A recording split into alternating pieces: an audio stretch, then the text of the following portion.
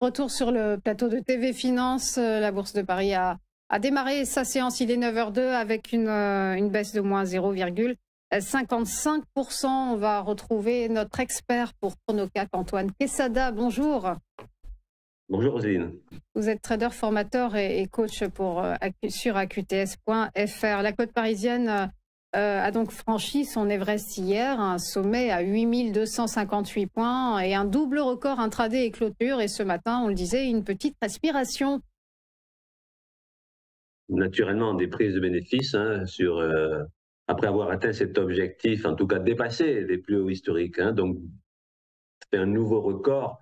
Et de toute évidence, il y a des prises de bénéfices. Ça ne présente aucun mystère, aucun doute. Et donc, c'est bien ce qui se passe ce matin. On a ouvert en légère baisse, mais enfin une baisse tout de même, à 8211 points à l'instant T. Alors rapidement sur le graphique hebdomadaire que je vous présente toutes les semaines depuis des mois, voilà, la fameuse résistance, la fameuse ligne horizontale rouge ici sur les plus hauts historiques a été atteinte hier.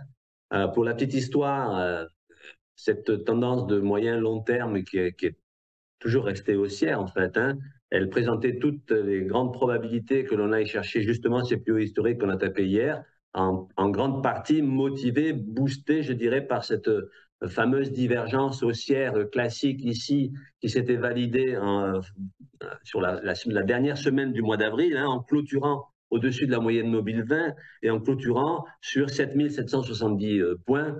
La probabilité à ce moment-là, donc je vous parle là de fin avril, devenait très très forte que l'on aille chercher à minima les bords opposés de la bande de Bollinger, comme j'ai eu l'occasion de le dire, et davantage encore à d'aller taper ce qui a été tapé hier, donc les plus hauts historiques. Donc tout ça pour parler en termes de probabilité. Donc maintenant, il sera intéressant, nous ne sommes que mercredi.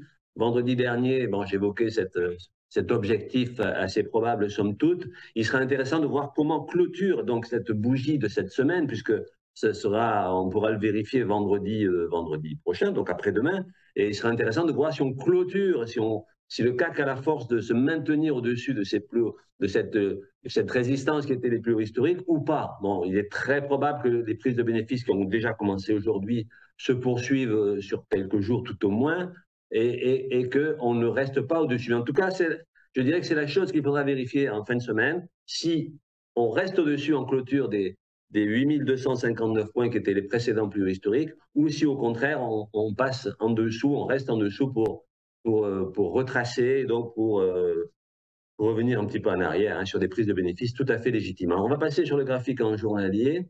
Voilà, en journalier, là aussi, comme on s'est vu vendredi dernier, j'évoquais cette divergence haussière cachée que vous avez là sur la droite de l'écran. Alors, qu'est-ce qu'une divergence haussière cachée? Comme je le dis toujours, elle n'est pas plus cachée que les autres. C'est le nom qu'elle porte. En fait, c'est une divergence qui nous laissait entendre qu'il y avait encore du potentiel de hausse. Et ça correspond au segment en rouge ici que vous avez sous la courbe des prix, sous les chandeliers japonais, qui lui était haussier, alors que sous la courbe de l'indicateur, on était baissier. Alors le fait d'avoir rebondi en plus sur un support de long terme qui remonte déjà à plusieurs mois, donnait une forte probabilité d'aller chercher une extension de Fibonacci, c'est ce que j'évoquais vendredi dernier, et on l'a fait. Alors on est allé chercher les 8224 points, qui est ici 161,8% de Fibonacci, une extension par rapport à toute la baisse qui avait eu lieu, si vous vous souvenez bien, fin août. Le CAC avait retracé fortement. Et bien depuis, ce rebond a permis d'aller chercher 100% de retracement, c'est-à-dire de revenir totalement sur ses pas, qui étaient les 8004 points, et une extension, donc comme son nom l'indique, qui était les 8224 points. Eh bien, si vous regardez la bougie d'avant-hier, on est allé précisément taper au point près les 8224 points avant de retracer quelque peu, et la bougie d'hier, donc, qui tape et qui dépasse même ces fameux objectifs, ce fameux plus haut historique. Donc, la question, c'est quid de l'avenir? Alors, comme je l'ai dit, il est très probable que pendant quelques jours au moins, on prenne des bénéfices là-dessus. Encore une fois, on n'est pas devin. Là, maintenant, on navigue en terre inconnue puisque les cours d'hier n'ont jamais été atteints d'un point de vue historique. Donc, on n'est pas voyant, ni visionnaire, ni quoi que ce soit. Alors, si on raisonnait purement et simplement de façon mathématique avec en continuant à parler d'extension de Fibonacci, de la même façon que je vous ai parlé ici d'une extension à 161,8, Fibonacci, on pourrait évoquer, bon, ça n'est plus une illustration, le nouvel objectif théorique, si on raisonne en termes d'extension de Fibonacci, mais ça n'est absolument pas d'actualité, serait les 261,8% de Fibonacci. Alors, il n'apparaît pas ici sur le graphique, il n'est même pas nécessaire de le montrer, mais sachez que les extensions de Fibonacci, elles sont nombreuses et on en a atteint une ici. La suivante, ce serait du 261,8%, ce serait 8580, mais je ne veux même pas en parler, ce n'est pas du tout d'actualité. Donc, la thèse la plus logique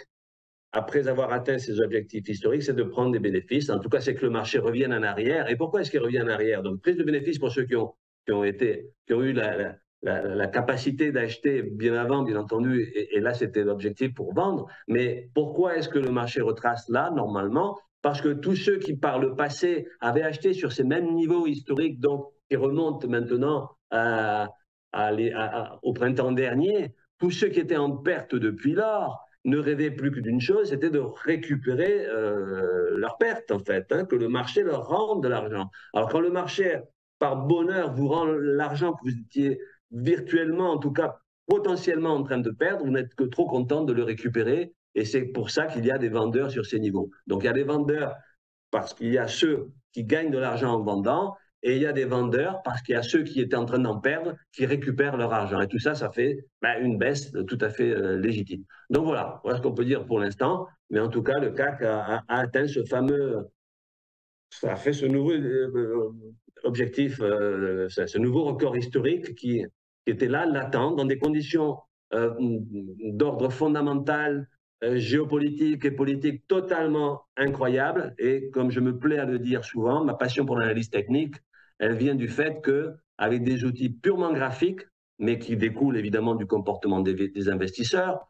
le marché arrive à vous donner des indications et des prévisions qui pourraient paraître totalement surréalistes si on se basait uniquement sur l'étude des fondamentaux. Donc voilà ce qui fait le bonheur de travailler sur l'analyse technique. Voilà ce que je pouvais dire aujourd'hui, Roselyne. Merci beaucoup, Antoine Quesada, pour votre analyse. Belle journée à vous.